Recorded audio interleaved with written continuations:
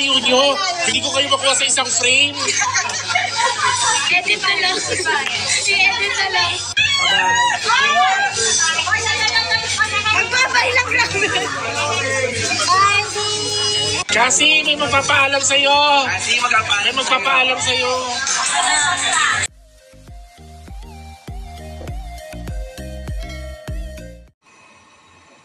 Cassie Legaspi and Darren Espanto, bakit nga ba nagkailagan sa birthday ni Miss Hitan? Guys, ilang months din kasi na hindi nagkikita ang Catherine simula nung matapos ang movie nila Christopher De Leon and Vilma Santos, kung saan kasama din sila dun. After noon, wala na silang contact. And then, nung nag-host ang Kambal sa GMA, so simula na rin noon, wala na silang contact dahil natambal naman si Cassie sa iba, kay Michael. So, ayan, sa birthday, makikita sa video, kung hindi dahil kay Miss Darla, hindi magkapansinan ang dalawa. Pero parang nag-ask pa itong si Darren na magbabay kay Cassie.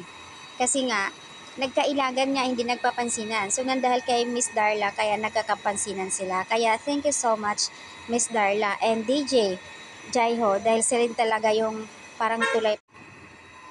Nagiging pulutan nga ang dalawa sa birthday ni Miss Hitan, Cassie Legaspi and Darren Espanto, dahil nga sa kanilang pagkakailag. Pero komento ng karamihan, bakit ganon?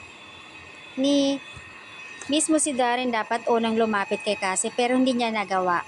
Also kasi, parang gustong lumapit, urong-sulong, and then paatras. Nakakaloka nga kasi, alam niyo yung tipong, gusto nilang mag-go, pero hindi nila magagawa sa sarili nila. Nagkahiyaan sila nagkailagan sila So nakikita ko sa talaga nga sa reaction nila na parang gusto nilang lumapit sa isa't isa, nagkahiyaan lang talaga. Ayan, yung reaction ng dalawa, di ba? So, andoon pa rin yung pagiging clingy ni Cassie. So, ayan, ito na naman tayo. Nagpakita na naman si Darren Espanto. Well, mannered and professionalism talaga ang dalawa. Darren, ang dami nang na-inlove sa'yo.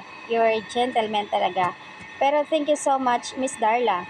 Sana magkita uli ang dalawa.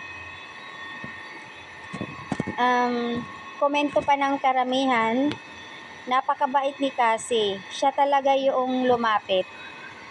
At say pa niya, bye day, yung day niya is Darren. Hindi pa rin nagbago, yun pa rin yung tawag talaga niya kay Darren as in day. Nagiging uncomfortable, awkward, sa totoo lang. Si Cassie, bigla na lang halatang napilitan kasi dahil nga sa tukso at dahil kay Miss Darla. Nagiging awkward sila sa isa't isa, pero at least nagkita. Yun yung kagandahan doon. Diba nga, alam ng lahat kung gaano nila kamis ang isa't isa. Kaya lang talaga hindi sila siguro para ituloy yung kanilang love team. Kasi si Cassie na pair naman sa iba kasi sa GMA. So, ayan. Nakakamiss lang yung 10 years ng Catherine in fairness.